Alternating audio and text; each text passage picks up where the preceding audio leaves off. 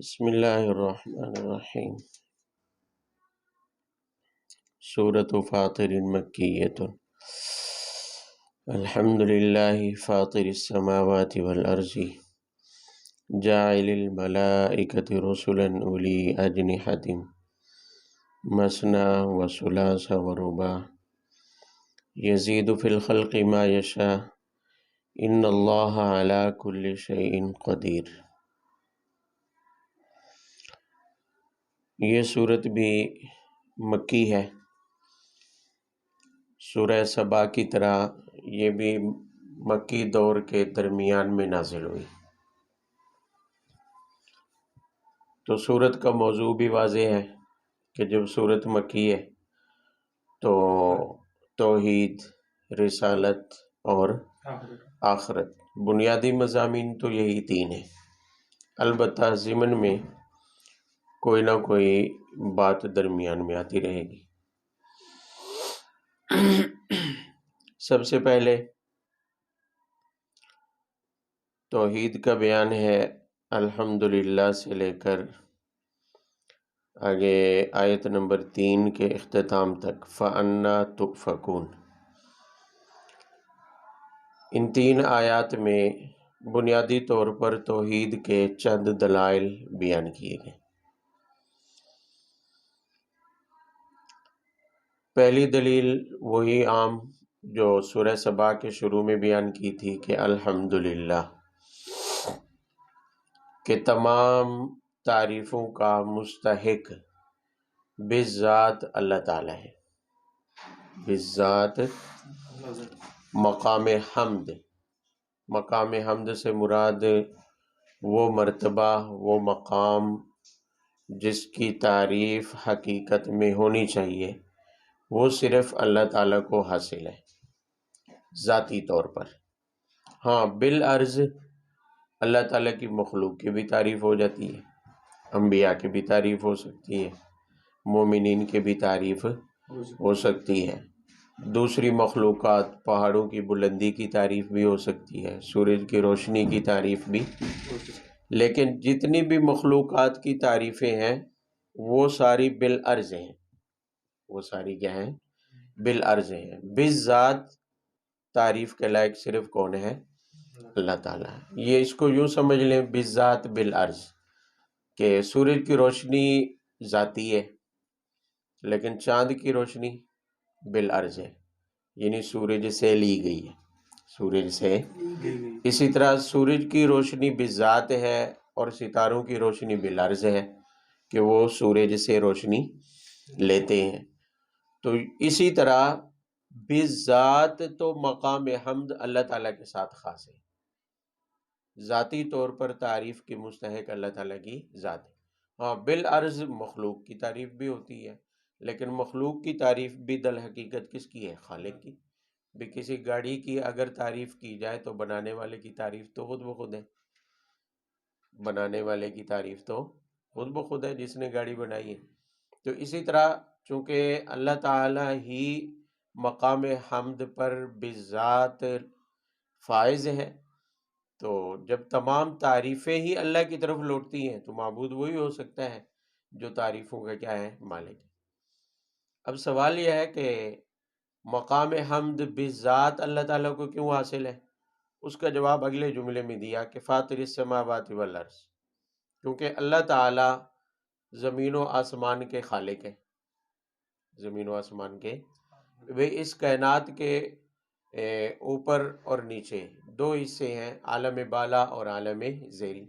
عالم بالا سے مراد، آسمانوں سے مراد عالم بالا ہے، آسمان اور آسمانوں کے ساتھ جو کچھ ہے وہ ساری مخلوق بھی اللہ نے بنائی ہے، اور عالم زیری زمین، اور زمین میں جو کچھ ہے وہ بھی اللہ تعالیٰ نے بنایا ہے۔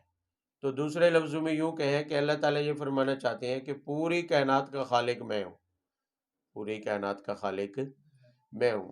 اللہ تعالیٰ کی ذات کے ما سوا سب مخلوق ہے، اور سب کے خالق کون ہے؟ اللہ تعالیٰ ہے۔ تو ظاہر ہے جو ذات اتنی بڑی کائنات کی خالق ہے تو مالک بھی وہی ہے، اور تعریف کس کی ہونی چاہیے؟ مالک کی۔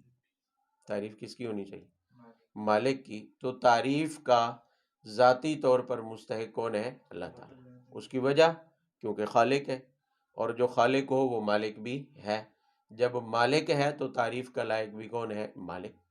لہذا جب تعریف کے لائق اللہ تعالیٰ ہے، ذاتی طور پر تعریف اللہ کے علاوہ کسی اور کی نہیں ہو سکتی، نہ انبیاء کی، نہ فرشتوں کی، نہ مومنین کی، نہ صلحاء کی، نہ بزرگوں کی، کسی کی نہیں، تو پھر مقام حمد جب اللہ کے ساتھ خاص ہے تو عبادت کے لائق بھی صرف وہی ہے، کوئی اور نہیں ہے۔ ہاں کسی اور کو ذاتی طور پر اگر یہ حمد اور تعریف حاصل ہوتی، یہ مقام حاصل ہوتا، پھر تو وہ معبود ہو سکتا تھا، لیکن اللہ کے علاوہ کسی اور کو یہ مقام حمد حاصل نہیں ہے تو کوئی معبود بھی نہیں ہو سکتا۔ دوسری دلیل دی ہے اسی آیت میں ہی، جاعل الملائکۃ رسلا اولی اجنحۃ مثنی وثلاث ورباع یزید فی الخلق ما یشاء ان اللہ علی کل شیء قدیر۔ دوسری دلیل کا حاصل یہ ہے کہ اللہ تعالیٰ نے انسان کو پیدا کیا اور زمین میں بھیج دیا۔ اب انسان دو چیزوں کا مجموعہ ہے، جسم اور روح۔ جسم اور اللہ تعالیٰ نے کائنات میں بہت ساری چیزیں پیدا کی ہیں، وہ سب انسان کی جسمانی ضرورت کو پورا کرتی ہیں۔ انسان کی جسمانی ضرورت کو وہ کیا کرتی ہیں؟ پورا۔ اب جسمانی ضرورت کے لیے اللہ تعالیٰ نے جو چیزیں اس کائنات میں پیدا کی ہیں، ان میں تو انسان اپنی عقل سے رہنمائی لے سکتا ہے کہ بھی میں نے زمین میں ہل کیسے چلانے ہیں، کھیتی کیسے اگانی ہے، پانی کب دینا ہے۔ یہ وہ چیزیں ہیں جو انسان اپنے عقل کے ذریعے ان کو حاصل کر سکتا ہے۔ یعنی جسمانی ضرورت کے لیے اللہ نے جو چیزیں کائنات میں بنائی ہیں، انسان ان کو کیسے استعمال کرے اس کی رہنمائی عقل سے حاصل کر سکتا ہے۔ عقل اللہ نے ایسی دی ہے انسان کو کہ دیکھ لیں تجارت کے جدید ذرائع انسان نے بنا لیے۔ اللہ تعالیٰ نے ذرائع اسباب سارے پیدا کر دیے تھے، عقل دے کر چھوڑ دیا انسان پر کہ اپنی عقل سے کام چلا لے۔ جب عقل سے کام لینا شروع کیا انسان نے تو تجارت کو بھی اپنی کو آسان بنا لیا، زراعت کو بھی کیا بنا لیا؟ آسان بنا لیا، اور نت نئے طریقے زراعت کے بھی انسان ڈھونڈ رہا ہے، کس کے ذریعے؟ عقل کے ذریعے۔ لیکن جو روحانی ضرورت ہے، روحانی ضرورت ہے، اس کو پورا کرنے کے لیے عقل کافی نہیں تھی۔ کیوں؟ اس لیے کہ روح غائب ہے۔ روح کیا ہے؟ غائب ہے۔ روح کے بارے میں انسان کو کوئی معلومات نہیں دی گئی۔ بھئی جسم کا تو پتہ ہے کہ انسانی جسم کے خواص کیا ہیں، کب بیمار ہوتا ہے، کیسے تندرست ہوگا، کون سی غذا اس کو دی جائے تو کیا ہوگا، یہ نظر آ رہا ہے۔ اس کو تو ٹٹول کے بندہ دیکھ سکتا ہے، تشخیص کر سکتا ہے، لیکن روح وہ انسان سے کیا ہے؟ غائب ہے، پردے میں ہے۔ لہذا اس کی جو ضروریات ہیں اس کے لیے عقل کافی نہیں تھی۔ اپنی عقل کے ذریعے انسان روحانی ضروریات کو کبھی بھی استعمال نہیں کر سکتا اور نہ روحانی ضروریات کی طرف رہنمائی حاصل کر سکتا ہے۔ عقل صرف جسمانی ضروریات کے لیے جو چیزیں نظر آ رہی ہیں ان کو استعمال کرنے کے لیے عقل استعمال ہو سکتی ہے، البتہ روحانی ضرورت پوری کرنے کے لیے عقل کافی نہیں تھی۔ اس لیے روحانی ضرورت پوری کرنے کے لیے اللہ نے اپنی ذمہ داری لگا، یہ ٹھیکہ اللہ نے اپنے ذمہ لگا لیا کہ روحانی ضرورت پوری کرنے کے لیے اللہ نے فرشتے بنائے اور ان فرشتوں کو درمیان میں پیغام رسانی کے لیے قاصد کے طور پر استعمال کیا کہ انسان کی روحانی ضرورت پوری کریں اور وہی لے کر جائیں، وہی لے کر۔ اب انسانوں میں سے ہی ایک انسان کو منتخب کیا جاتا ہے جسے نبی اور رسول کہتے ہیں۔ اللہ تعالیٰ کا پیغام فرشتے کے ذریعے اس انسان تک پہنچتا ہے جسے نبی یا رسول بنایا جاتا ہے، پھر وہ انسانوں کی روحانی رہنمائی کرتا ہے۔ روحانی رہنمائی وہ کتابوں کی شکل میں بھی ہوتی ہے اور نبی کی شکل میں بھی ہوتی ہے۔ اب نبی کی زبانی ہمارے تک جو رہنمائی پہنچی ہے وہ قرآن ہے یا نبی صلی اللہ علیہ وسلم کے اپنے ارشادات ہیں، وہ دونوں ہی وہی ہے۔ حدیث بھی وہی ہے اور قرآن بھی کیا ہے؟ وہی ہے۔ فرق اتنا ہے کہ یہ مطلوب ہے اور وہ غیر مطلوب ہے۔ مطلوب اور غیر مطلوب کا موٹے سے فرق سادہ الفاظ میں اگر کہیں تو قرآن پاک کے الفاظ بھی اللہ تعالیٰ کی طرف سے ہیں اور معنی اور مفہوم بھی کس کی طرف سے ہے؟ اللہ کی طرف سے۔ اور جو حدیث ہے اس میں الفاظ تو آپ صلی اللہ علیہ وسلم کے ہیں لیکن معنی اور مفہوم کس کی طرف سے ہیں؟ اللہ کی طرف سے، الفاظ اللہ کی طرف سے نہیں ہیں۔ حدیث کے جو الفاظ ہیں وہ اللہ تعالیٰ کی طرف سے، وہ نبی صلی اللہ علیہ وسلم کے ذاتی ہیں، ہاں اس کا جو معنی اور مفہوم ہے وہ کس کی طرف سے ہے؟ اللہ کی طرف سے ہے۔ اگرچہ ارشاد آپ نے فرمایا، آپ کی زبان سے وہ صادر ہوئے، لیکن آپ صلی اللہ علیہ وسلم کی زبان سے صادر ہونے کے باوجود وما ینطق عن الہوا ان هو الا وحی یوحی، کہ نبی صلی اللہ علیہ وسلم جو بولتے ہیں، جو کچھ کہتے ہیں، وہ وحی کے ذریعے ہوتا ہے، اپنی طرف سے کچھ بھی نہیں بولتے۔ تو ہے وہ بھی وحی اور یہ بھی کیا ہے؟ وہی ہے۔ فرق صرف اتنا ہے کہ حدیث کے صرف معنی اللہ کی طرف سے ہے، مفہوم اللہ کی طرف سے ہے، الفاظ اللہ کی طرف سے نہیں ہے، اور قرآن پاک کے معنی اور مفہوم اور الفاظ دونوں چیزیں اللہ تعالیٰ کی طرف سے، یہ بھی وہی ہے، وہ بھی کیا ہے؟ وہی۔ اب یہ وہی بھیجنے کے لیے انسان تک اللہ تعالیٰ نے جاعل الملائکہ، فرشتوں کو پیغام رسا قاصد بنایا، فرشتوں کو قاصد۔ سوال یہ ہے کہ فرشتوں کی کیا ضرورت تھی؟ براہ راست انسان سے ہی بات کرتا ہے اللہ تعالیٰ، اللہ تعالیٰ تو براہ راست انسان سے بھی بات کر سکتے ہیں، فرشتوں کو درمیان میں کیوں استعمال کیا گیا؟ فرشتوں کو کیوں؟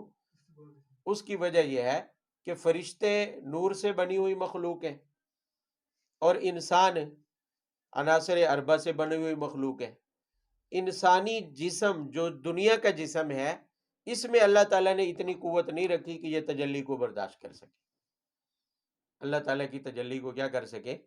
برداشت۔ اس لیے اللہ تعالیٰ براہ راست انسان سے بات کرنے کی بجائے درمیان میں فرشتوں کو کیا کرتے ہیں؟ بطور قاصد کے استعمال کرتے ہیں۔ لیکن جنت میں انسانی جو جسم ہوگا وہ قوی ہوگا، اور اس میں تجلی برداشت کرنے کی کیا ہوگی؟ صلاحیت، اس لیے وہاں اللہ کا دیدار بھی کر سکے گا اور اللہ تعالیٰ سے براہ راست بات بھی کر سکے گا۔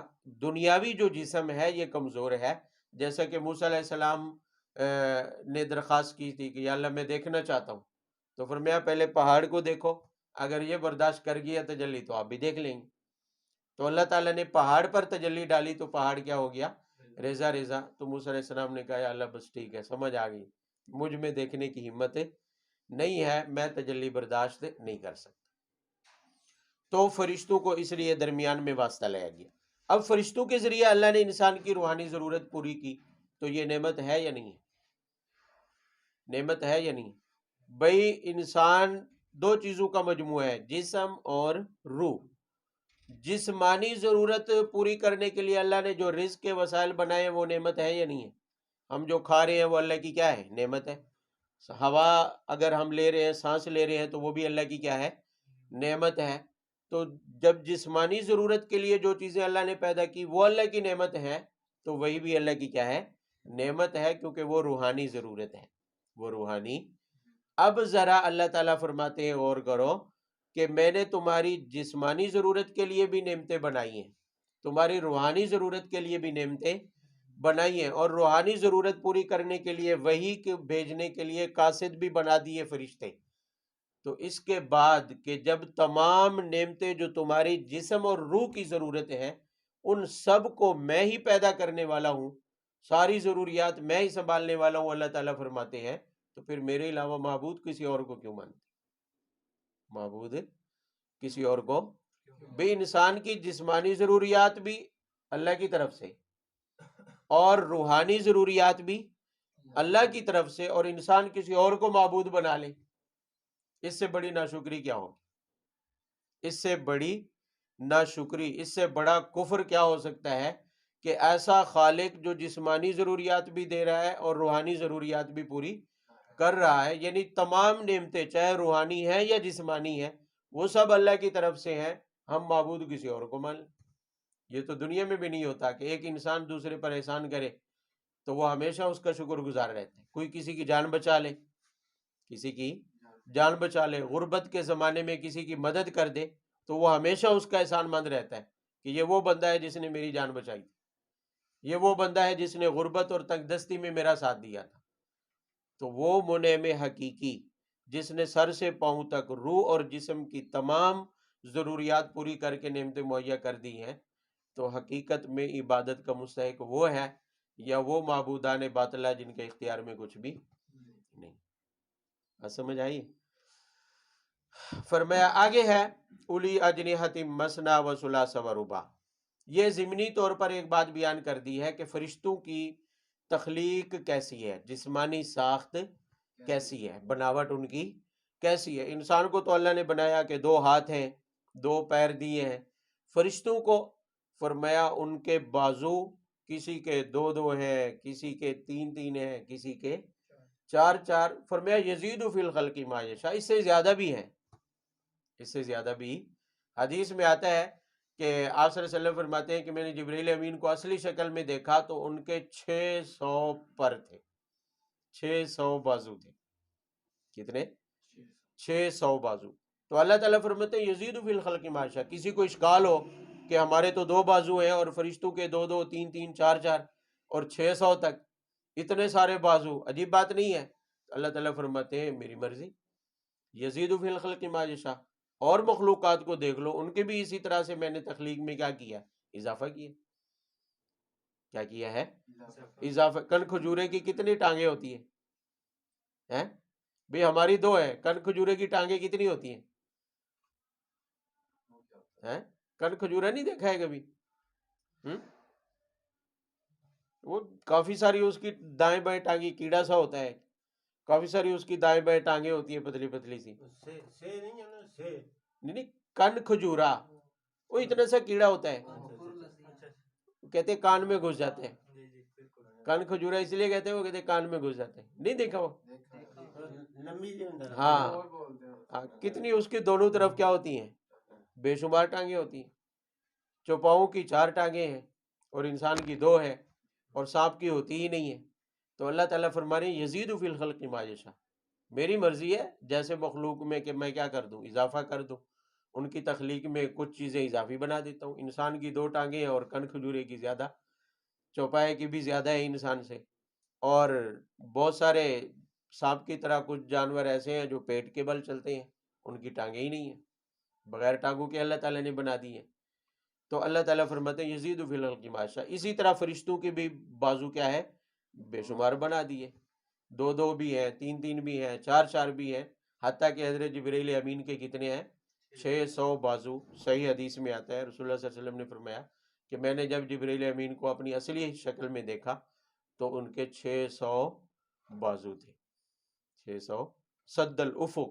حدیث میں آتا ہے کہ افق کو بند کیا ہوا تھا، یعنی پر بازو اتنے تھے کہ پورا افق کی پٹی جو ہے وہ ساری کی ساری ان کے پیچھے کیا ہو گئی تھی؟ گم ہو گئی۔ لیکن وہ چونکہ آپ صلی اللہ علیہ وسلم کو دکھانا مقصود تھا، ویسے تو وہ نورانی مخلوق ہے، ان کے آر پار جاتی ہے ہر چیز، نور کے ہر چیز آر پار جاتی ہے، اس کا کوئی سایہ نہیں ہوتا ہے۔ تو بہرحال آگے فرمائے ان اللہ علی کل شیء قدیر، اللہ تعالیٰ ہر چیز پر کیا ہے؟ قادر۔ یہ 2 دلیلیں ہوئی توحید کی۔ تیسری دلیل فرمایا ما یفتح اللہ للناس من رحمت فلا ممسک لها وما یمسک فلا مرسل له من بعدہ۔ یہ پچھلی جو دلیل دی گئی ہے اس کے ضمن میں ہی ایک تیسری دلیل بیان کی ہے۔ پہلے ایک اصول بیان کیا کہ اللہ تعالی کسی کو اگر کوئی نعمت دینا چاہیں، کسی کے لیے نعمتوں کے دروازے کھولنا چاہیں تو کوئی اس نعمت کو روک، اور اللہ تعالیٰ اگر کسی سے نعمت کو کیا کرنا چاہیں؟ چھیننا چاہیں، واپس لینا چاہیں، نہ دینا چاہیں، روک لے، تو کوئی اس کو کھول نہیں سکتا۔ بھی اللہ تعالیٰ کسی کو رزق نہ دینا چاہے تو کوئی کائنات ساری الٹی بھی لٹک جائے تو کوئی روزی نہیں دے سکتا۔ اللہ تعالیٰ کوئی جسمانی نعمت کیا کر لے؟ روک لے، تو کوئی اور نہیں دے سکتا۔ دے دے اگر کسی کو تو کوئی اس کو روک بھی نہیں سکتا ہے۔ اسی طرح وہی بھی اللہ تعالیٰ کی رحمت اور نعمت ہے۔ اللہ تعالیٰ کی رحمت، اور جب اللہ تعالیٰ نے بھیج دی ہے، اب کفار جتنا مرضی زور لگائیں، کوشش کریں کسی اور کو معبود بنانے کی، کسی اور کو شریک بنانے کی، آپ صلی اللہ علیہ وسلم کی نبوت کا بھلے انکار کرتے رہیں، لیکن اللہ تعالیٰ کی کسی نعمت کو جو اللہ دینا چاہتا ہے انسانیت کو، نہ کوئی روک سکتا ہے اور نہ روکی گئی نعمت کو کوئی واپس لے سکتا ہے۔ فرمایا جب ایسی بات ہے کہ نعمتوں کا دینا بھی اللہ کے اختیار میں ہے اور روکنا بھی کس کے اختیار میں ہے، تو معبود وہی ہو سکتا ہے، معبود وہی ہو سکتا ہے۔ بھی ساری نعمتیں، یہاں کسی ایک نعمت کی بات نہیں ہے۔ رزق بھی ایک نعمت ہے، رزق بھی ایک، جسمانی اعضاء بھی ایک کیا ہے؟ نعمت ہے۔ ہوا اللہ نے بنائی ہے، یہ بھی ایک کیا ہے؟ نعمت ہے، آگ، پانی، کائنات کی ہر چیز کیا ہے؟ نعمت ہے۔ اسی طرح وہی بھی اللہ کی طرف سے نعمت ہے۔ تو فرمایا وہی سے لے کر تمام جسمانی نعمتوں تک جتنی بھی نعمتیں ہیں سب اللہ کے اختیار میں ہیں۔ تو جب نعمتیں اللہ کے اختیار میں ہیں تو بھلا اللہ کے علاوہ معبود کوئی اور کیسے ہو سکتا ہے؟ ہاں، کسی اور کے اختیار میں ان نعمتوں میں سے کوئی نعمتیں ہوتی پھر تو وہ دعویٰ کر سکتا تھا کہ میں بھی کیا ہوں؟ معبود ہوں، میری بھی عبادت کرو، کیونکہ نعمتیں میرے اختیار میں ہیں، میں روک لوں گا۔ جب کوئی نہیں روک سکتا ہے اللہ تعالیٰ کے علاوہ، نہ کوئی دے سکتا ہے نعمتیں، تو پھر اللہ کے علاوہ کوئی اور معبود بھی نہیں ہو سکتا ہے۔ یا ایھا الناس اذکروا نعمت اللہ علیکم، یہ چوتھی دلیل ہے۔ دلیل کا حاصل یہ ہے کہ رزق ایک ایسی نعمت ہے کہ اللہ تعالیٰ نے آسمان و زمین دونوں چیزوں کو ملا کر انسان کے لیے رزق مہیا کرنے کا ذریعہ بنا دیا ہے۔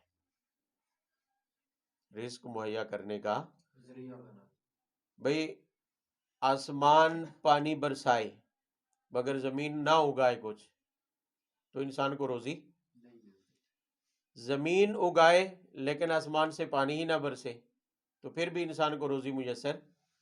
اللہ تعالیٰ فرماتے ہیں کہ آسمان و زمین دونوں کو مہیا، دونوں کو حکم دے کر میں تمہارے لیے روزی کا سبب پیدا کرتا ہوں کہ آسمان سے بارش نازل ہوتی ہے اور زمین میں نے زرخیزی رکھ دی ہے کہ زمین اگاتی ہے۔ زمین کیا ہے؟ اگاتی ہے۔ تو اللہ تعالیٰ فرماتے ہیں کہ جب رزق کے اصل اسباب میرے اختیار میں ہیں، رزق دینے والا میں ہوں، کوئی اور میرے علاوہ رزق دینے والا نہیں ہے، تو هل من خالق غیر اللہ، تو پھر اللہ کے علاوہ کوئی اور خالق کیسے ہو سکتا؟ یعنی دو لفظی بات ہے کہ جب اللہ کے علاوہ کوئی اور رازق نہیں ہے، اللہ کے علاوہ کوئی اور رازق، تو پھر خالق کیسے ہو سکتا ہے؟ جب خالق اللہ کے علاوہ کوئی اور نہیں ہو سکتا تو پھر معبود کیسے ہو سکتا ہے؟ کیونکہ یہ تینوں باتیں جڑی ہوئی ہیں کہ بھی رازق صرف اللہ تعالیٰ ہے، اللہ کے علاوہ کوئی اور رازق نہیں ہے، تو پھر اللہ کے علاوہ کوئی خالق بھی، جب اللہ کے علاوہ کوئی خالق بھی نہیں ہے تو معبود بھی نہیں۔ سیدھی اور صاف سی بات ہے۔ فَأَنَّىٰ تُؤْفَكُونَ، فَأَنَّىٰ یہ بندے کو جھنجھوڑا جا رہا ہے کہ اَنَّىٰ تُؤْفَكُونَ، تم کہاں پلٹے جا رہے ہیں، کہاں کلٹی مار رہے ہیں؟ یعنی بندہ کلٹی مار رہا ہے کہ جب ساری چیزیں اللہ تعالیٰ کی طرف سے مل رہی ہیں، یہ شکر گزاری کے لیے کسی پتھر کے آگے جھکا ہوا ہے، کسی مورتی کے آگے جھکا ہوا ہے، کسی نبی ولی غیر اللہ کے آگے کیا ہے؟ جھکا ہوا ہے، جبکہ آمد اللہ کی طرف سے ہے نعمتوں کی، خود اپنا جسم بھی اللہ تعالیٰ کی دین ہے اور رزق بھی اللہ تعالیٰ کی دین ہے۔ تو اللہ تعالیٰ فرماتے ہیں اَنَّىٰ تُؤْفَكُونَ، کہ تمہارا خالق بھی میں ہوں، تمہارے رزق کا خالق بھی کیا ہے؟ میں ہوں، تو اَنَّىٰ تُؤْفَكُونَ، یہ کلٹی کہاں مار رہے ہیں کہ بھی کسی اور کے دروازے پر کیوں جا رہے، مخلوق کے دروازے پر کیوں جا رہے ہو؟ اصل میں تمہارا خالق بھی میں ہوں اور رازق بھی میں ہوں، تو هل من خالق غیر اللہ، اللہ تعالیٰ کے علاوہ کوئی اور خالق ہو سکتا ہے بھلا؟ نہیں ہو سکتا ہے، تو کوئی اور معبود بھی نہیں ہو سکتا۔ وَإِن يُكَذِّبُوكَ فَقَدْ كُذِّبَتْ رُسُلٌ مِّن قَبْلِكَ وَإِلَى اللَّهِ تُرْجَعُ الْأُمُورُ، یہاں سے لے کر كَذَلِكَ النُّشُورُ آیت نمبر 9، اگلے رکوع میں دوسری آیت جہاں ختم ہو رہی ہے، یعنی چوتھی آیت سے لے کر آیت نمبر 9 کے اختتام تک رسالت اور آخرت کا بیان ساتھ ساتھ ہے۔ سب سے پہلی آیت میں آپ صلی اللہ علیہ وسلم کو تسلی بھی ہے اور کفار کو دھمکی بھی ہے۔ تسلی تو یہ ہے کہ آپ صلی اللہ علیہ وسلم کو بتایا جا رہا ہے کہ یُکَذِّبُوکَ فَقَدْ كُذِّبَتْ رُسُلٌ مِّن قَبْلِکَ، اے نبی آپ پریشان، اگر یہ مکہ والے آپ کو جھٹلا رہے ہیں تو ان کے آباء و اجداد بڑوں نے، سابقہ لوگ بنی آدم میں سے بہت سارے ایسے آئے ہیں جو انبیاء کو جھٹلاتے رہے، لہذا آپ کو غم کرنے کی ضرورت نہیں ہے۔ یہ تو مشرکین کا وتیرہ ہے، اللہ تعالیٰ کی ناشکری قوموں کا یہ تو ان کا طرز عمل ہے کہ وہ ہمیشہ سے انبیاء کا کیا کرتے رہے ہیں؟ انکار۔ لہذا اگر آپ کو یہ جھٹلا رہے ہیں تو اس کا یہ مطلب نہیں ہے کہ آپ کے اندر کوئی کمی ہے، آپ کی سچائی میں کوئی قصور ہے، ایسی بات نہیں ہے۔ فَقَدْ كُذِّبَتْ رُسُلٌ مِّن قَبْلِكَ، آپ سے پہلے بھی بہت سارے انبیاء کو کیا کیا گیا؟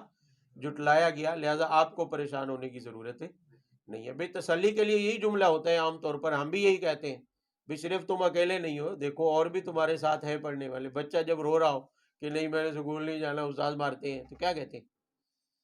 کیا کہتے ہیں اس کو؟ دیکھو وہ تمہارے ساتھ والے نہیں بیٹھے، وہ پڑھ نہیں رہے ہیں۔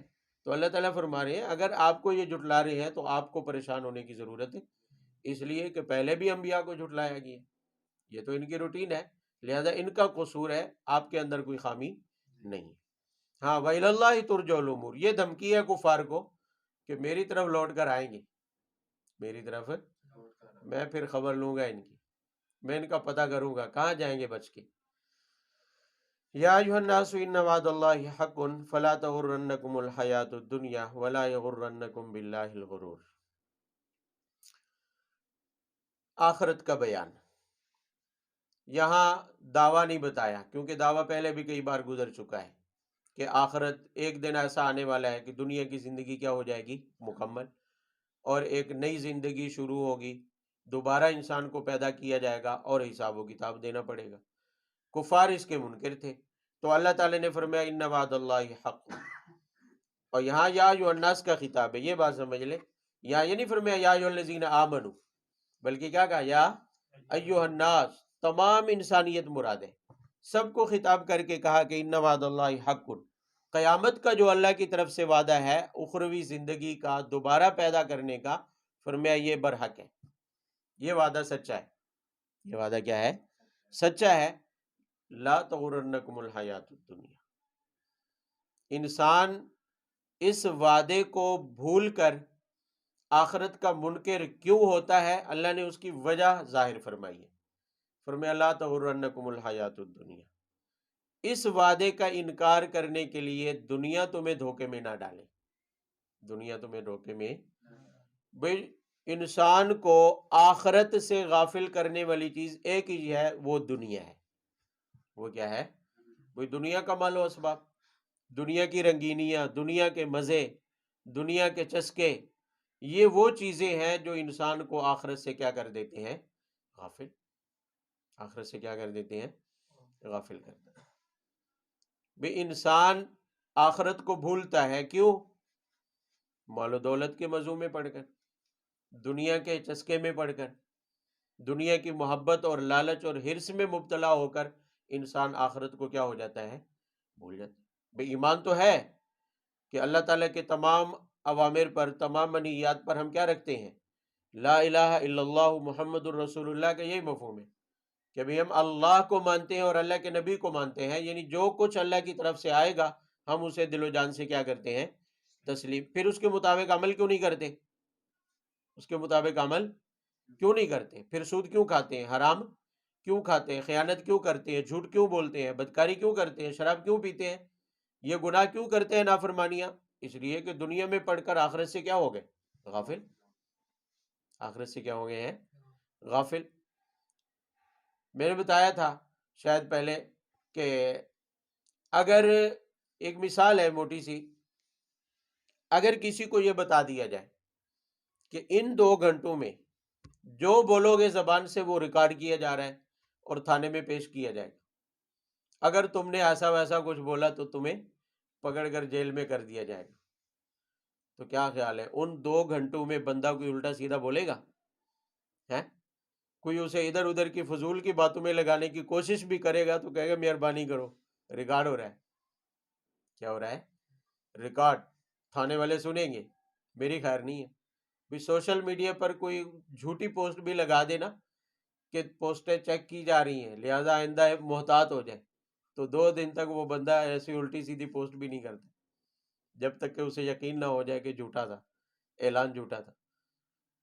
تو اگر بندہ یہ یقین رکھتا ہو کہ میں جو کچھ اس زندگی میں سر انجام دے رہا ہوں وہ نوٹ کیا جا رہا ہے ادھر، اور ایک دن اللہ کی عدالت میں کیا کرنا ہے؟ اس کو حساب و کتاب دینا ہے، یقین کے ساتھ ہر وقت اس کو دماغ میں حاضر رکھے، تو کیا وہ سود کھائے گا؟ حرام کھائے گا؟ اللہ تعالیٰ کی نافرمانیاں نہیں کرے؟ یہ تبھی ہوتا ہے جب آخرت یا تو مانتا نہیں ہے یا ذہن سے نکل جاتی ہے، اور نکلتی کب ہے؟ فرمایا حیات الدنیا، دنیا کی زندگی اگر مزے میں آ جائے، عیش و عشرت میں آ جائے تو وہ یہی سمجھتا ہے کہ بس یہی مزے ہیں. یہ کیا ہے؟ آخرت کس نے دیکھی؟ یہاں بھی لوگوں کو کہا جائے بھی حلال کی کوشش کرو تو کیا کہتے ہیں؟ چھوڑے ہیں. اس دن کون کہہ رہا تھا کہ وہ کسی نے کو کہا نا کہ یہ کاروبار جائز نہیں ہے، انہوں نے کہا چھوڑو جائز نہ جائز کو، بس پیسہ آنا چاہیے. پیسہ، یہ آخرت کا دھوکہ ہے، یہ دنیا کی زندگی کا کیا ہے؟ دھوکہ ہے. اور یہی دنیا کی زندگی کا دھوکہ اللہ تعالیٰ کے اس وعدے کے انکار یا غافل ہونے پر مجبور کرتی ہے کہ ان وعد اللہ حق، قیامت کا وعدہ کیا ہے؟ برحق ہے. ولا یغرنکم باللہ الغرور. ہاں ایک اور بلا بھی ہے جو انسان کو آخرت کے بارے میں غافل کر دیتی ہے. وہ کون ہے؟ الغرور، بڑا دھوکے باز. بڑا، وہ کون ہے؟ شیطان.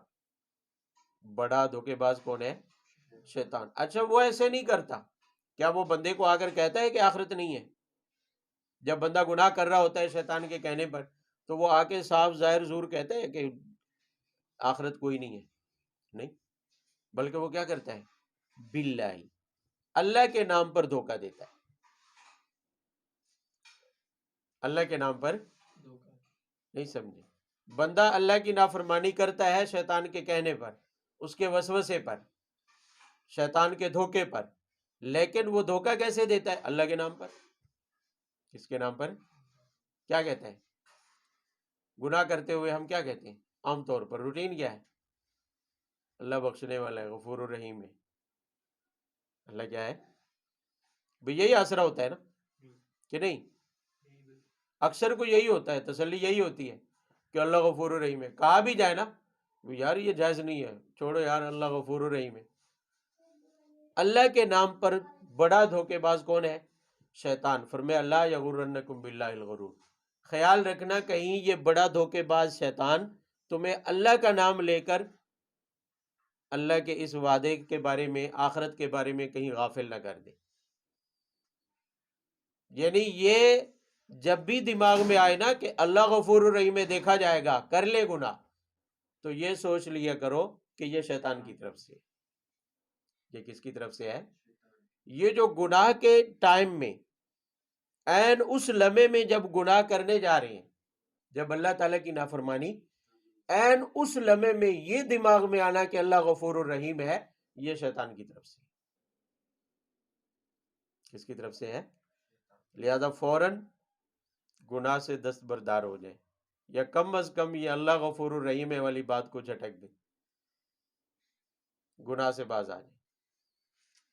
یہ ایک جملہ ایسا ہے جو بندے کو آخرت سے سراسر کیا کر دیتا ہے؟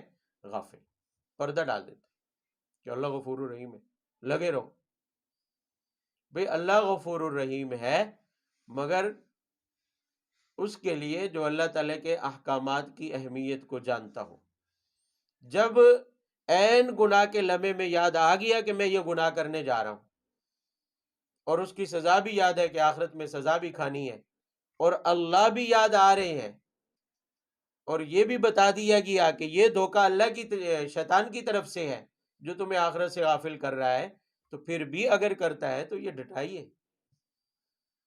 یہ کیا ہے؟ ڈٹائی. بھی کیا کسی کا کوئی نوکر ہو، کسی کا کوئی کیا ہو؟ نوکر ہو، غلطی سے کوئی خطا ہو جائے، خطاً بھولے سے کوئی خطا ہو جائے، تو وہ آقا مالک ایسا رحم دل ہے کہ وہ معاف کر دیتا ہے ہر دفعہ. کیا کر دیتا ہے؟ رحم. اگر اس آقا اور مالک کو معلوم ہو جائے کہ یہ جان بوجھ کر غلطی کر رہا ہے اور میرا نقصان کر رہا ہے، تو پھر کیا ہوگا؟ معاف کرتے ہیں؟ جتنا بھی رام دل ہو نا اس کی خیر نہیں ہوگی. تو ناجائز فائدہ اٹھا رہا ہے میری رام دلی کا، میری رام دلی کا کیا ہے؟ ناجائز فائدہ اٹھا رہا ہے. بھی نہیں اگر یہاں اس قانون کو لے آئے. اب اگر وہی بندہ یہ سوچ کر کے کہ میرا آقا کیا ہے؟ مہربان ہے، میرا مالک کیا ہے؟ مہربان ہے، پہلے کی طرح اب بھی کیا کر دے گا؟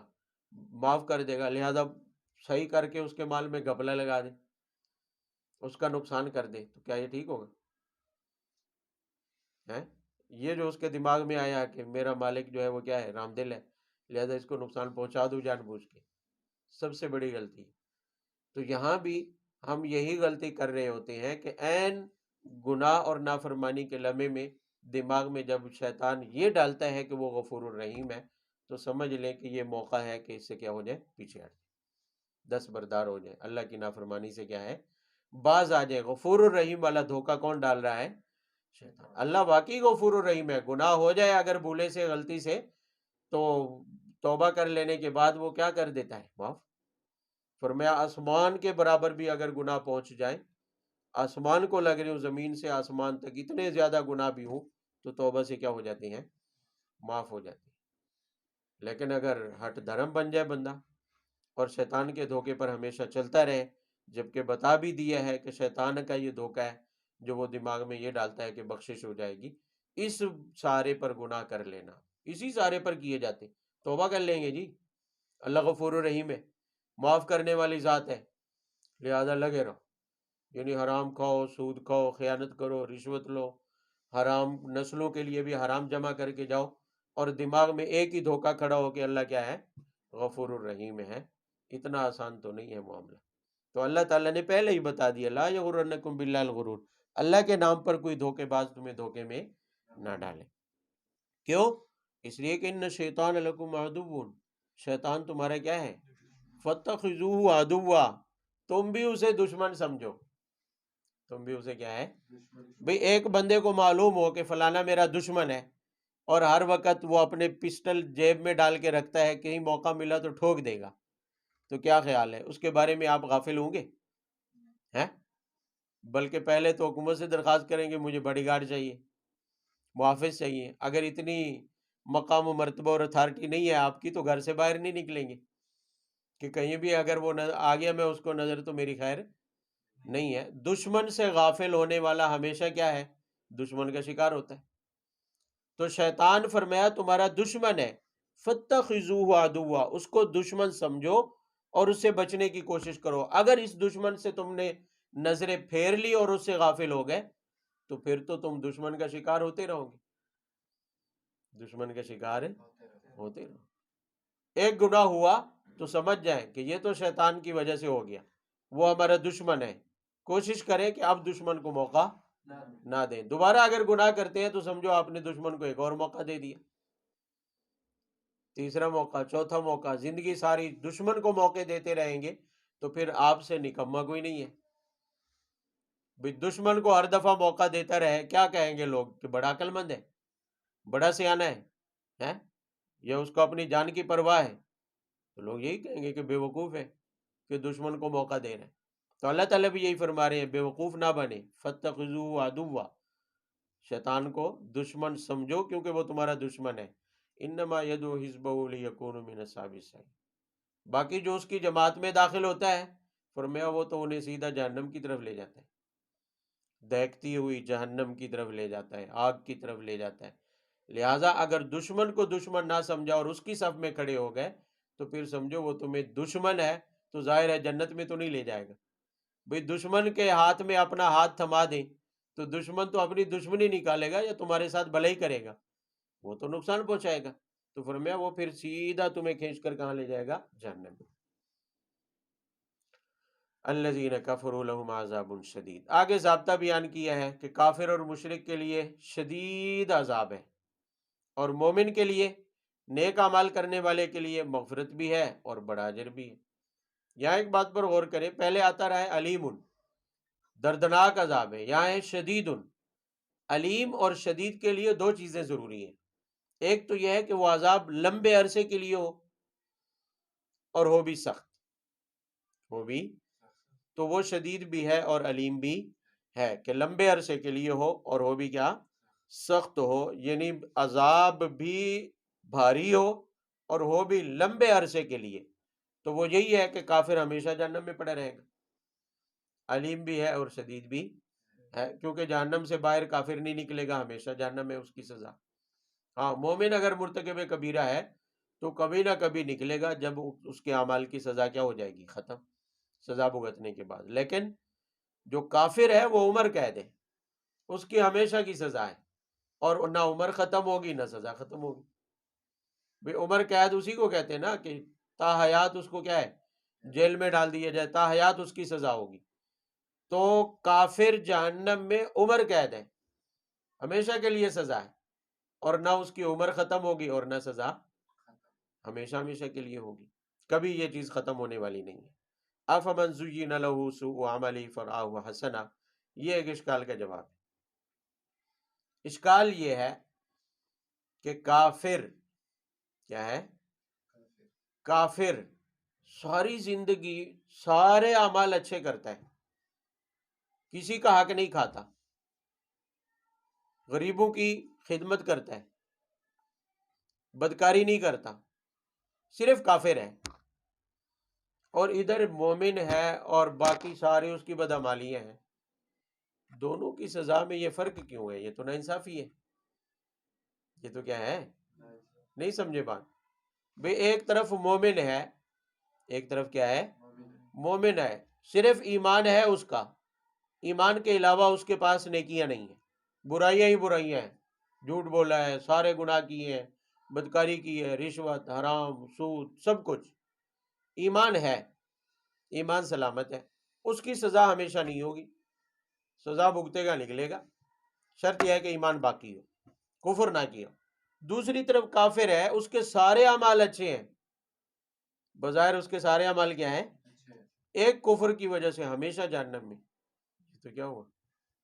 عقل کہتی ہے نا انصافی ہے، عقل کہتی ہے۔ اللہ تعالیٰ نے اسی کا جواب ارشاد فرمایا کہ افمن زین لہ سوء عملہ، فرمایا کافر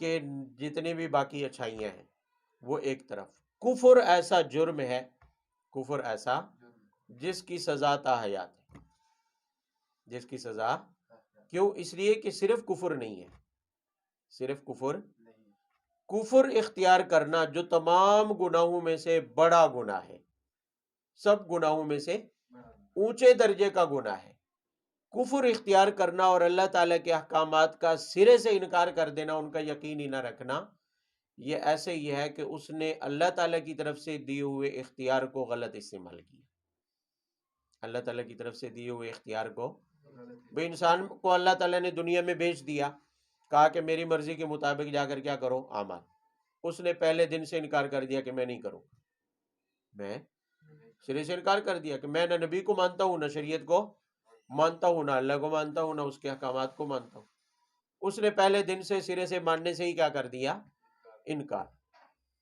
اب جو کچھ وہ کرے گا، بھلے وہ اچھے اعمال کرے برے نہ کرے، لیکن برے اعمال کو وہ برا تو نہیں سمجھ رہا نا، گناہ کو گناہ نہیں سمجھ رہا، بلکہ گناہ کو وہ اچھا ہی سمجھے گا، کیونکہ اس نے کفر کو اچھا سمجھا، کفر جو سب سے بڑا گناہ تھا اس کو اس نے کیا سمجھا ہے؟ کیوں؟ اس لیے کہ شیطان نے اس کے سامنے کفر کو مزین کر کے پیش کر دیا۔ اب اگر وہ برے اعمال کرے بھی تو شیطان نے جیسے کفر کو اچھا کر کے اس کے سامنے پیش کیا، تو اس نے اپنے اختیار سے کفر کو اختیار کر لیا، تو اس نے اختیار کو غلط استعمال کیا، اختیار کا غلط استعمال، یعنی اس نے اختیار کے سے ناجائز فائدہ اٹھایا کہ برائی کو برائی ہی نہیں سمجھ رہا، کفر سب سے بڑی برائی تھی، اس کو یہ برائی، اب دوسرے اس کے مقابلے میں ایک مومن ہے، ایمان لانے کا مطلب ہی یہ ہے، ایمان لانے کا مطلب ہی ہے، ایمان کے باقی رہنے کا مطلب ہی یہ ہے کہ وہ گناہ کو گناہ سمجھتا ہے، اگرچہ گناہ کرتا رہا، اگرچہ گناہ، شراب اگرچہ پی ہے لیکن اس کو گناہ سمجھتا ہے، یعنی برائی کو برائی سمجھتا ہے۔ تو مومن اور کافر میں فرق کیا ہے؟ کہ کافر برائی کو برائی نہیں سمجھتا، اور جو مومن ہے وہ برائی کو برائی سمجھتا ہے۔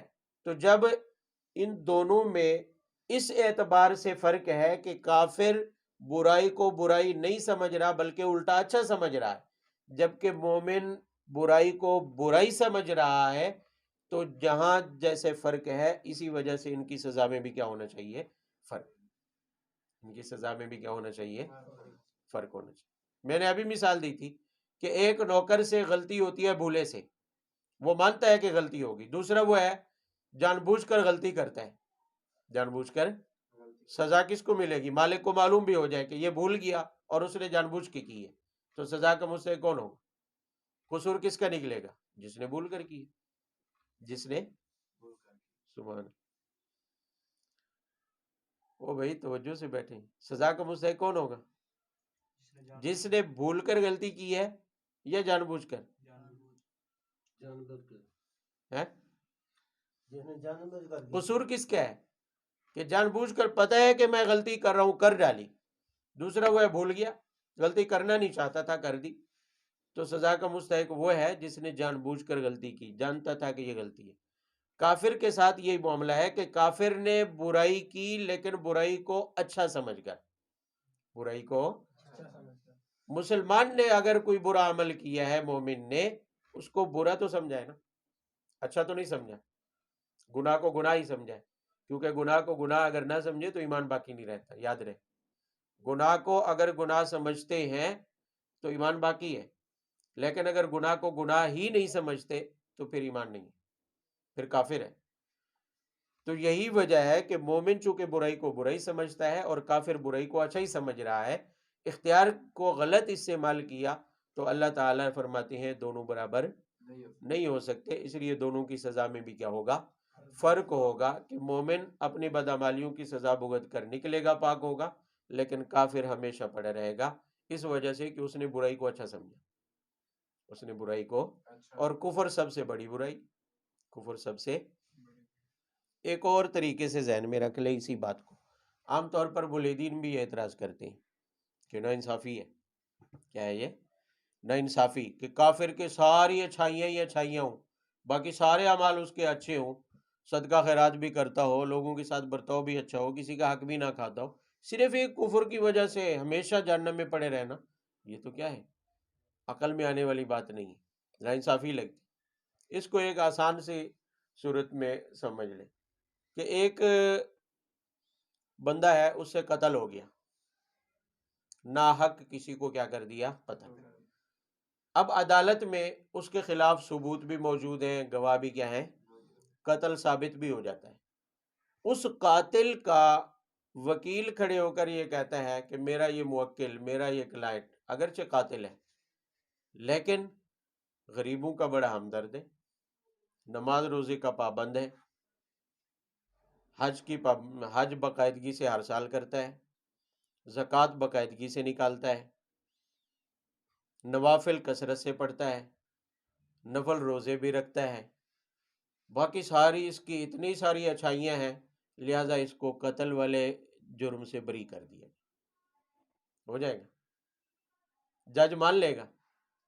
وکیل کی یہ دلیل مان لے گا کہ اس کی باقی ساری چونکہ نیکیاں ہیں تو اس کی باقی نیکیوں کو دیکھتے ہوئے قتل والے سزا سے کیا کر دیں؟ اس کو بری، جبکہ قتل ثابت بھی ہو جائے، گواہ بھی کیا ہے؟ موجود ہے، سارا ثبوت مکمل ہے، تو جج اسے بری کرے گا یا قتل کی سزا دے گا؟ سزا دے گا نا، کہ اس کی باقی اچھائیوں کی وجہ سے بری کیوں نہیں کیا؟ تو جج یہی کہے گا بھئی نیکیاں ہیں، اچھا ہے تو اپنی جگہ پر، مگر یہ تو برائی کی ہے نا، جو برائی کی ہے اس کی سزا تو بھگتے۔ انصاف بھی یہی کہتا ہے، ورنہ تو نا انصافی ہوگی کہ قتل کی سزا بھی کیے بغیر چھوڑ دے تو نا انصافی نہیں ہے مقتول کے ساتھ ہے؟ تو جج تو کہے گا بھی جو گناہ کیا اس کی سزا تو بھگت، باقی نیکیاں اپنی جگہ پر، ان کا ثواب اپنا لیتے رہنا۔ یہاں بھی یہی صورتحال ہے کہ کفر کے بارے میں اللہ تعالیٰ نے پہلے بتا دیا کہ یہ بڑے گناہ ہیں، جھوٹ بولنا، کسی کا مال کھانا، خیانت کرنا، شراب پینا، حرام کھانا، سود کھانا، یہ سارے بڑے گناہ ہیں، کفر بھی بڑا گناہ ہے، اور ہر ایک کی سزا بھی بتا دی، ہر ایک کی سزا بھی، تو کفر کی سزا پہلے ہی بتا دی گئی کہ اگر کفر پر چلو گے، کفر والا جرم کرو گے تو سزا ہمیشہ جہنم ہے، سزا ہمیشہ۔ اب اللہ کی عدالت میں کھڑے ہو کر کوئی اس کا وکیل بن کر ملحد یہ کہے کہ جی یہ تو ساری زندگی اچھے اعمال کرتا رہا، ایک کفر جیسے جرم کی وجہ سے آپ اس کو سزا کیوں دے رہے ہیں؟ بری کر دیں، تو نا انصافی ہوگی یا انصاف ہوگا؟ ہے؟ اگر اس کے کفر کو معاف کر دیا جائے اور سزا نہ دی جائے تو نا انصافی ہے یا انصاف ہے؟ نا انصافی ہے۔ بھئی جو جرم کیا اس کی سزا بھی اللہ تعالیٰ نے بتا دی ہے پہلے، سزا واضح ہے کہ ہمیشہ جہنم ہے، تو باقی اچھائیوں کی وجہ سے اس جرم کی سزا کو تو ختم نہیں کیا جا سکتا، یہ تو نا انصافی ہوگی۔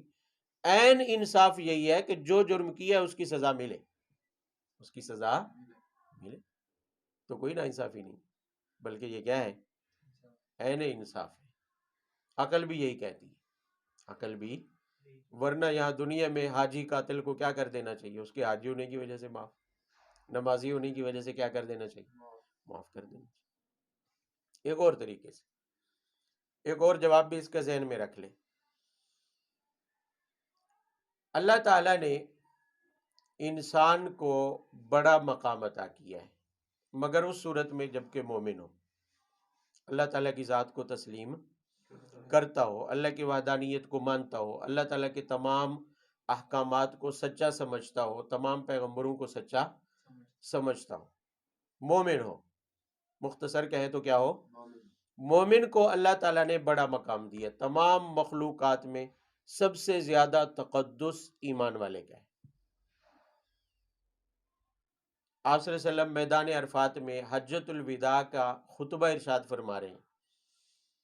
آپ نے لوگوں سے 3 سوال کیے، فرمایا بتاؤ آج دن کون سا ہے؟ آج تو صحابہ کرام نے عرض کیا اللہ کے رسول آج عرفہ کا دن ہے، محترم دن ہے، قابل احترام مقدس دن ہے۔ آپ نے فرمایا آج مہینہ کون سا ہے؟ یہ مہینہ، صحابہ نے بتایا قابل احترام ذوالحجہ کا مہینہ ہے، محترم مہینوں میں سے ہے۔ پھر آپ نے سوال کیا کہ جس میدان میں جگہ پر ہم کھڑے ہیں یہ جگہ کون سی ہے؟ تو سب نے بتایا کہ عرفات ہے، حرم کا حصہ ہے، یہ بھی قابل احترام ہے، یہ بھی قابل ہے۔ تو آپ نے فرمایا کہ جتنا ذوالحجہ محترم ہے، جتنا آج کا دن عرفہ کا محترم ہے، جتنا یہ مقام حرم کا یہ میدان محترم ہے، فرمایا ایک مومن کے مال، جان اور آبرو اس سے بھی زیادہ مقدس ہے۔ حرم کا احترام اپنی جگہ پر، ذوالحجہ کا احترام اپنی جگہ پر، عرفہ کے دن کا احترام اپنی جگہ پر، فرمایا تینوں قابل احترام ہے، تینوں مقدس ہے، تینوں کی حرمت ضروری ہے اس کا خیال رکھنا، لیکن اس کے مقابلے میں، ان تینوں کی حرمت کے مقابلے میں ایک مومن کی جان، مال اور آبرو زیادہ مقدس اور حرمت ہے، اس کا احترام زیادہ ضروری ہے۔ بھئی حرم کا تقدس ٹوٹے گناہ ہے، کبیرہ گناہ ہے، ذوالحجہ کا کوئی احترام چھوڑ دے تو گناہ ہے، عرفہ کے دن کا کوئی احترام چھوڑ دے تو کیا ہے؟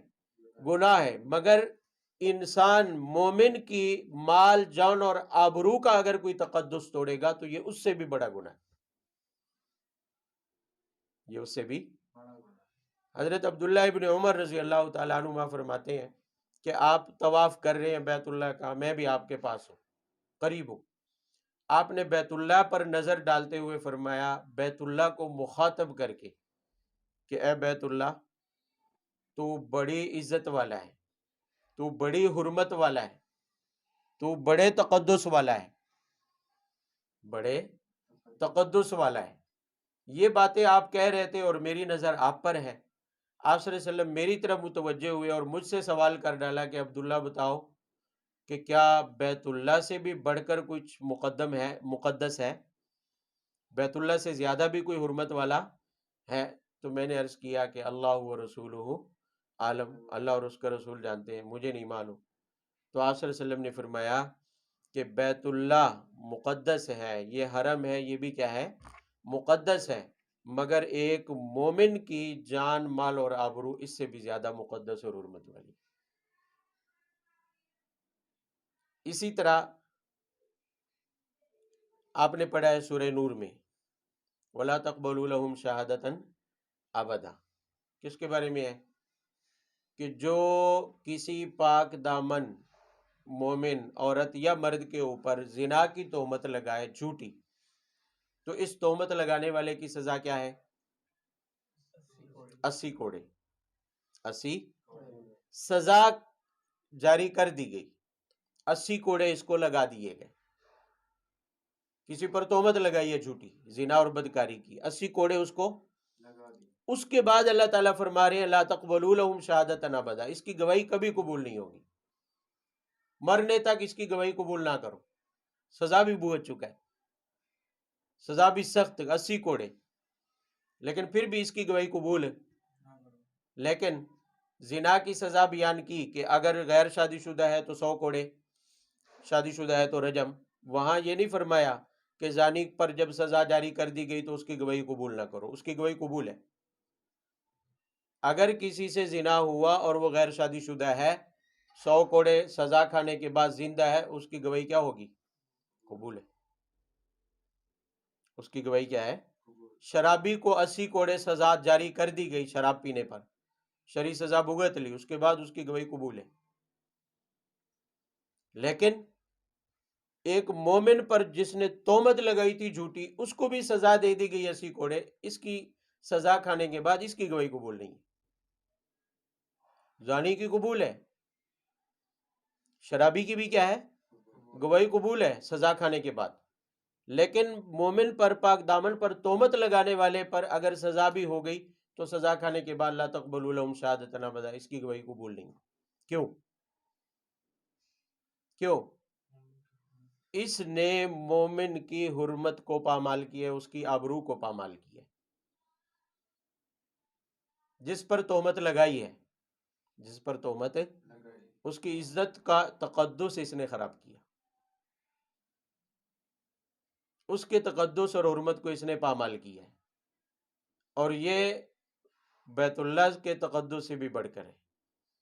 یہ اتنا بڑا معاملہ ہے کہ اس کی ہمیشہ ہمیشہ کے لیے فرمایا گواہی کیا ہو جائے گی؟ مردود. اب یہ خود ہمیشہ ہمیشہ کے لیے قابل اعتبار نہیں رہا. اس سے اندازہ لگائیں کہ اس کا جرم کیا ہے؟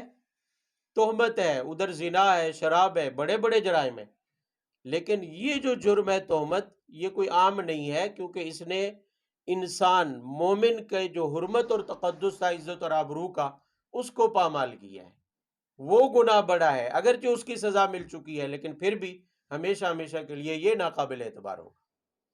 اس کا اب کوئی اعتبار نہیں کرے گا شریعت میں. شریعت اس کو نہیں مانتی ہے. اس نے اپنی حرمت گوا دی ہے، دوسرے کی عزت پر حملہ کر کے اپنی عزت اس نے کیا کر دی ہے؟ خراب کر دی. حدیث میں یہ بھی آتا ہے کہ جو بندہ کسی مومن کو اس کی عزت کے معاملے میں اگرچہ اس میں عیب پایا جاتا ہو، لوگوں کے سامنے اس نیت سے بیان کرتا ہے تاکہ اس کی عزت کی دھجیاں اڑ جائے، فرمایا اللہ تعالیٰ اس کو ایسے مقام پر ذلیل کر دیتے ہیں، رسوا کر دیتے ہیں جہاں وہ چاہتا ہے کہ میری ذلت نہ ہو. دنیا میں اس کو دنیا میں ہی سزا مل جاتی ہے، اگرچہ اگلے میں عیب پایا جاتا ہے. اس سے اندازہ لگا لیں کہ مومن کی عزت اور آبرو کتنی مقدس ہے. تو بہرحال بات جو میں کرنے لگا تھا وہ یہ ہے کہ ایک ایمان والے کو اللہ تعالیٰ نے یہ مقام دیا ہے کہ بیت اللہ، حرم، ذوالحجہ قابل احترام مہینے سے بھی بڑھ کر اس کا تقدس ہے، اس کی عزت ہے، اس کا مقام و مرتبہ ہے اللہ کی نظر میں. مگر جب یہی بندہ مومن نہ ہو بلکہ کیا ہو؟ کافر ہو، بلکہ کیا ہو؟ تو پھر اس کا یہ تقدس اور احترام نہیں ہے. اولئک کالانعام بل ھم اضل، پھر یہ چوپائے اور جانوروں جیسا ہے، بلکہ فرمایا ان سے بھی بدتر ہے. ان سے بھی کیا ہے؟ تو مومن اور کافر کے مقام و مرتبے میں فرق ہے یا نہیں؟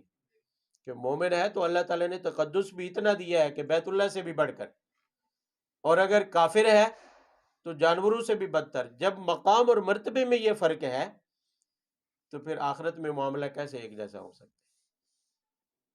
وہی بات کہ کافر کو سزا ہمیشہ کیوں دی، مومن کو اس کے گناہ پر سزا ہمیشہ کیوں نہیں ہے؟ تو جیسے دنیا میں مقام و مرتبہ انہوں نے اپنے اختیار سے اپنا برقرار رکھا یا گھٹایا بڑھایا ہے، دنیا میں ان کے کافر اور مومن کے مقام و مرتبے میں کیا ہے؟ فرق ہے. تو آخرت میں بھی ہوگا، سزا میں بھی کیا ہوگا؟ فرق ہوگا. بھئی ایک بیت اللہ سے بڑھ کر محترم ہے اور ایک جانوروں سے بھی بدتر ہے. جب دنیا میں یہ مقام و مرتبہ ہے جو ان کے اپنے اختیار سے ہو رہا ہے، جو ان کے اپنے اختیار سے ہو رہا ہے، تو پھر سزا اس کی کیوں برابر ہونی چاہیے؟ سزا میں بھی فرق ہونا چاہیے. پھر کافر کی سزا بھی ایسی ہوگی جتنا وہ گھٹیا دنیا میں تھا. جیسے اس نے دنیا میں اپنی شان کو گھٹا لیا تھا بدعمالیاں کر کے اور کفر کر کے، اسی طرح آخرت میں اس کی سزا بھی ویسی ہوئی جو بدتر ہونی چاہیے. بات سمجھ آئیے؟ اللہ کرے آگے. تو بھائی اس کے ضمن میں یہ بات ذہن میں رہے کہ مومن کا بات آئی ہے تو پوری کر دیتے ہیں کہ مومن کا بڑا تقدس ہے، بڑا احترام ہے۔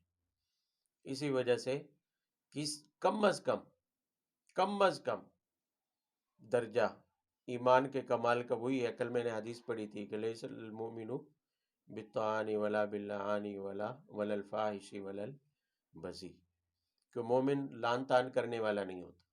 بھئی تانا ایک ایسی چیز ہے، تانا کس کو کہتے ہیں؟ کہ لپیٹ کر بات کرنا، موضوع کوئی اور چل رہا ہو، درمیان میں اس کا عیب لے کے اس کے منہ پہ مار دینا کہ تو ایسا ہے، تو یہ کیوں اتنا بڑا جرم ہے؟ کیونکہ مومن کی توہین ہے، اگرچہ وہ گناہ گار ہے لیکن اس کا یہ عیب کسی اور کو معلوم تو نہیں ہے، کسی اور کو معلوم تو تانے کے ذریعے اگر اس کے منہ پہ مارتے ہیں تو مطلب آپ کا کیا ہے؟ اس کی عزت خراب کرنا، اس کی عزت کو خراب کرنا۔ اسی وجہ سے فرمایا کہ جو ایسا کرے گا لیس المومن، وہ مومن نہیں ہے، وہ مومن نہیں ہے۔ جراحات السنان لها التیام ولا یلتام ما جرح اللسان، عربی کا مشہور شعر ہے کہ زبان تیر اور تلوار کے زخم تو بھر جاتے ہیں لیکن زبان کے ذریعے لگایا ہوا زخم نہیں بھرتا۔ یہاں اگر کسی کو اعتراض ہو کہ حدیث میں تو ہے المومن میرۃ المومن، کہ مومن کے لیے کیا ہے؟ آئینہ ہے، عیب بتانا چاہیے، گناہ بتانا چاہیے تاکہ اس کی اصلاح ہو جائے، تاکہ اس کی کیا ہو جائے؟ ٹھیک ہے کہ مومن کے لیے کیا ہے؟ آئینہ ہے، کسی میں عیب دیکھیں تو اس کی اصلاح کریں، اسے باز رکھنے کی کوشش کریں، لیکن رسوائی جائز نہیں ہے، اس کی تذلیل کرنا یہ جائز نہیں ہے۔ حضرت تھانوی رحمۃ اللہ علیہ نے عجیب بات کی ہے، فرمایا آپ نے حدیث کا ترجمہ تو ذہن میں رکھ لیا لیکن حدیث کے صحیح مفہوم کو نہیں سمجھے۔ فرمایا کہ مومن کے لیے آئینہ ہے، جیسے آئینے کے سامنے کھڑے ہوں تو وہ بندے کے چہرے کے عیب کو یا اس کی اچھائیوں کو کیا کر دیتا ہے؟ بندے کو دکھا دیتا ہے کہ بھی تیرے اندر یہ عیب ہے، تیرے چہرے میں یہ عیب ہے۔ لیکن کیا وہ آئینہ دوسروں کے سامنے اعلان کرتا پھرتا ہے کہ اس کا چہرے میں اتنا عیب ہے؟ بتاتا ہے؟ تو فرمایا مومن کا آئینہ ہے کہ اسے تو عیب بتا سکتے ہیں لیکن کسی کے سامنے اس کے عیب کو اچھال نہیں سکتے۔ نہیں سمجھ آئی بات؟ اسی طرح اگر آپ آئینے کے سامنے کھڑے ہیں، وہ آپ کا عیب دکھا دیتا ہے لیکن آپ کو تانا تو نہیں دیتا ہے، کہتا ہے آگے بڑھ کے کہ تیرے اندر یہ عیب ہے، تو کالا ہے، تیری ناک ٹیڑھی میڑھی ہے، بتاتا ہے؟ تانا کرتا ہے؟